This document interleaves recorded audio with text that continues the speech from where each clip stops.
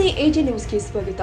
ಕರ್ನಾಟಕ ಸರ್ಕಾರದ 5 ಮಹತ್ವಾಕಾಂಕ್ಷಿ ಗ್ಯಾರಂಟಿ ಯೋಜನೆಗಳ ಜಿಲ್ಲಾ ಮಟ್ಟದ ಬೃಹತ್ ಸಮಾವೇಶ ಕಾರ್ಯಕ್ರಮ ಬಾಗಲಕೋಟೆಯ ನವನಗರದ ತೋಟಗಾರಿಕೆ ವಿಶ್ವವಿದ್ಯಾಲಯದ ಹತ್ತಿರ ಕಾರ್ಯಕ್ರಮ ಜರುಗಿದೆ.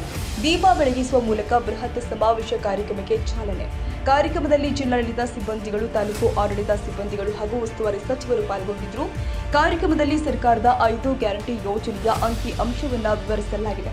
ಗೊತ್ತಿರುತ್ತೆ ಯಾರು ಅದು ಎಷ್ಟು ಇರಬೇಕೋ ಅದಕ್ಕಿಂತ ಹೆಚ್ಚಿರೋರಿಗೆ ಅದ್ರ ಮಹತ್ವ ಗೊತ್ತಾಗಂಗಿಲ್ಲ.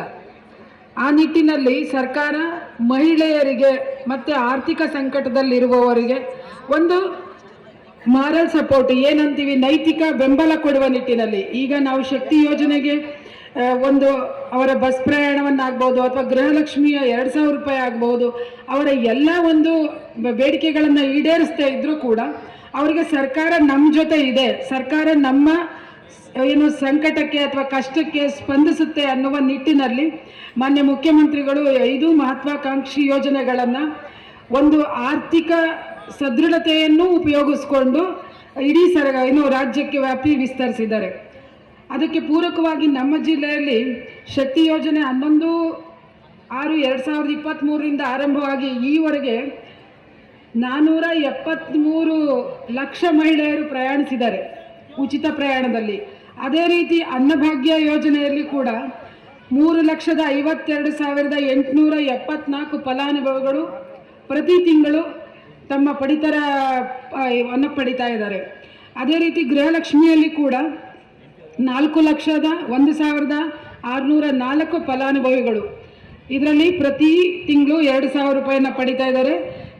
ಕೆಲವು ತಾಂತ್ರಿಕ ದೋಷ ಇರುವ 3,000 ಅಪ್ಲಿಕೇಶನ್ಗಳು ನಮ್ಮಲ್ಲಿದ್ದಾವೆ. ಅದನ್ನು ಕೂಡ ನಾವು 1 ವಾರದೊಳಗಡೆ ಸರಿ ಸರ್ಕಾರ ಕೂಡ ಮಾಡುವ 2,000ರಲ್ಲಿ ನಾನು ಜೀವನ ಮಾಡಬೇಕು ಅಂತ ಹೇಳ್ತಾರೆ. ಮತ್ತು ಇವೆರಡೂ ಚಿತ್ರಗಳು ಕೂಡ ಯಾರೋ ಹೇಳಿ ಮಾಡಿಸಿದ್ದಂಥದ್ದಲ್ಲ.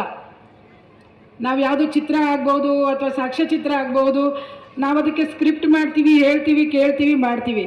ಆದರೆ ಇವೆರಡೂ ಆ ಹೊತ್ತಿಗೆ ಆ ಕ್ಷಣಕ್ಕೆ ಆದ ಪ್ರತಿಕ್ರಿಯೆಗಳು ಮತ್ತು ಅದು ಎಷ್ಟು ಸರ್ಕಾರದ ಯೋಜನೆಗಳು ಜನರಿಗೆ ಸ್ಪಂದಿಸ್ತಿದ್ದಾವೆ ಅನ್ನೋದಕ್ಕೆ ಆ 2 ಮಹಿಳೆಯರು ಒಂದು ಜೀವಂತ ಉದಾಹರಣೆ ಅಂತ ನಾನು ಭಾವಿಸ್ತೀನಿ.